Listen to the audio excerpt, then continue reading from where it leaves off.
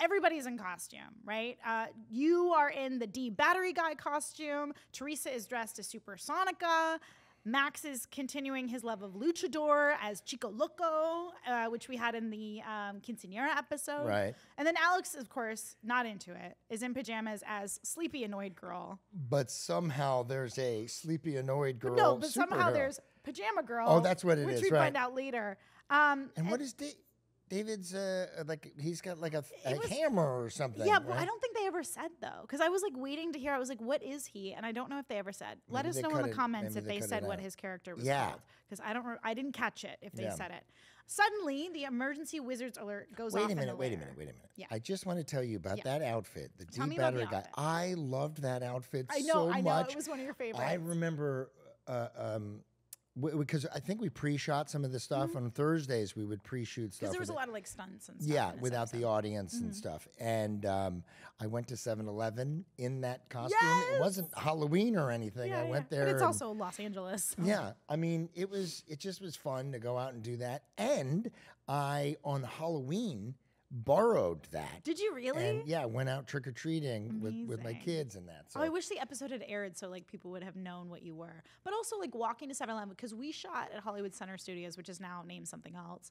But it's only a few blocks down from Hollywood Boulevard. So I'm sure they were just like, this is one of those from up on the street. This is some low rent, you know, like Marvel character or something, or DC character. I also loved the gag that you have, because Teresa has Jerry hold her purse. Right. Get it off, and you like can't get it off. The purse bit was Yeah, so funny. I It love made the me purse laugh bit. because I'm like putting all the stuff or whatever, probably free food or whatever it is, because I don't want to spend money at the Comic-Con or the convention or whatever it is. And she's like, Supersonica doesn't wear a purse. And then I put it on and trying to get it off and get... it was so funny to me. That and the bit when you go into the lair and there's like the two levers. There's like one really small one and one really big one. And the big one turns on the lamp. Right, you go. I thought it was such a good gag. The thing is, you go for the big one, but then you press the little one, and then the fake out, and then the big one does the lamp. Yeah. Okay. So when the emergency wizards alert goes off in the lair, Officer Goblin and Officer Lamp are back, but this time Officer Goblin has 2 legs instead of 4, like he did before. Yeah, it's just weird. don't ever acknowledge it. Assigning the Russos to be on the lookout for rogue wizards who like to hide in plain sight at PopCon amongst the other freaks and weirdos as a mandatory part of their wizard training. And then I have to say, yeah, please. I had a little bit of a problem. Uh-oh.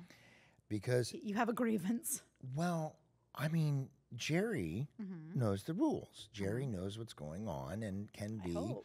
Well, I mean, I don't know why they made it these police wizards when there's a lot of stuff in the episode that Jerry could have taken over and said, don't do that, or, you're exposing magic, or, do this, or... So you wanted to take jobs from 2 grown men so that you could have more lines? Is that what I'm hearing? Okay, so if you watch this scene, everybody, the scene that's in the lair, I turn on or off the alarm, and I don't say anything else. I'm watching myself. Are you waiting for like bullshit my line? No. It's like the stuff that they were saying, the wizard they stuff. could have thrown you some of that. I would have been nice. I just felt like I was just there, I have many scenes like that where I was just standing there and just casually in like an igloo or whatever I was wearing at the time. So I did, get and it. as we all know, Third Rock from the Sun, and there was the pilot was called Life as You Know It, and I was in that, and I'm like a college kid, and I picked up on this girl, and I'm like, hey, how you doing? You want to hang out? And then Joey Gordon-Levitt, who was 12, went up to someone and was like, hey, how you doing? You want to hang out? Yeah.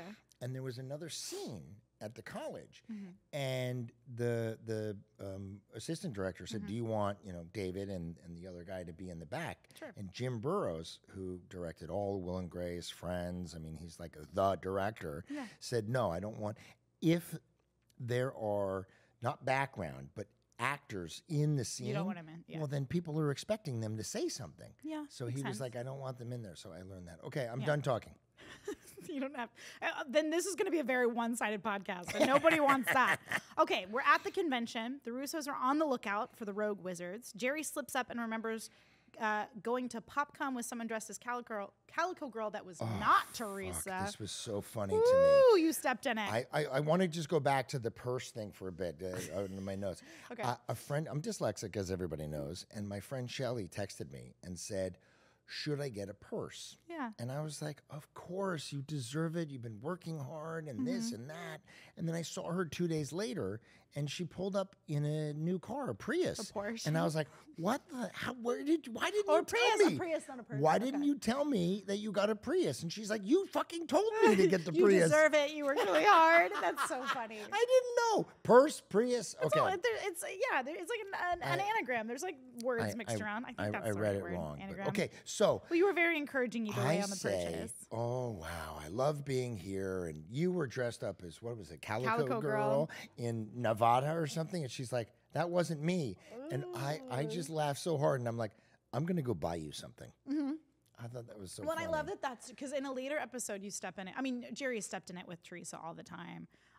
But I love, like, in a later episode, you talk about buying her I'm sorry gifts, and you asked her, all the kids are always like, ooh, and that was a perfect ooh moment. Oh my God, this is like Beverly Hills Housewives. I didn't even realize that I did that on the show. Yeah. Because Maurizio bought her a ring or something, and they're not together anymore.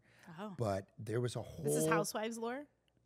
Well, it's not lore. It's, I mean, I Oh, watched well, it. whatever. It's there. Yeah. But Kyle has a ring, and they're like, it's a, if somebody cheats, then they buy you a ring or they buy you something. Yeah. It's I did a wrong thing. I guess. Yeah. So I didn't know I that. haven't dated those dudes. They just fuck up and leave. Womp, womp, womp. Okay, anyway. So Hugh Normus is there to help with his Yes, tiny little Josh comic Sussman book. is Josh back. Sussman back. Alex realizes she actually did dress up as a character, Pajama Girl, when she sees a girl dressed in identical pajamas walking by, which what are the odds? They all head to the information booth. Justin has gotten way into patrolling, which is not surprising, and starts assigning sectors. Yeah. Alex assigns herself to the Galactic Kettle Corn because Harper hates Galactic Kettle Corn, Which and she's is trying to so- avoid her. Which is interesting because that's her being a good friend that she knows that. Yes. Like it's and a different love language. The interesting thing is they don't know that Hugh Normus is going to be there. And then when Justin is handing out the walkie-talkies, Maybe he improvised. he says, no. He says, here's the map that I drew out. yeah. And you guys go here. You guys go here, and Hugh Normus goes here. Yet he didn't know he was going to be there. Maybe they talked on Whizface or something. Okay, I love how you justify everything. I'm like, You're like finding all the Well, problems. what I don't understand is, listen, I guess not I guess, I understand it's a kid's show and everything, but like, it's just such a simple thing to say, and Hugh, you go there, because he was like, this is your sector, as if it was already predetermined. I'm sorry, everybody. No. It's a valid point. But I love Justin's line where he goes, "That's not your sector, sister," or whatever he says. They're so funny because there's some lines that are so like deep in my brainstem, Yeah. and that was one of them. It's stuck in your brain. It's stuck in my brain. So meanwhile, Jerry and Teresa run into Harper dressed in her homemade Battle Diva costume, which I completely forgot the little lunch tray as the shield. Yeah. It's so like DIY. Without looking, Yeah. do you know the battle cry? Battle Diva, rise to the stars where you belong. yeah. Whoa! For people who can't see us, Jennifer Stone is floating. I just flew.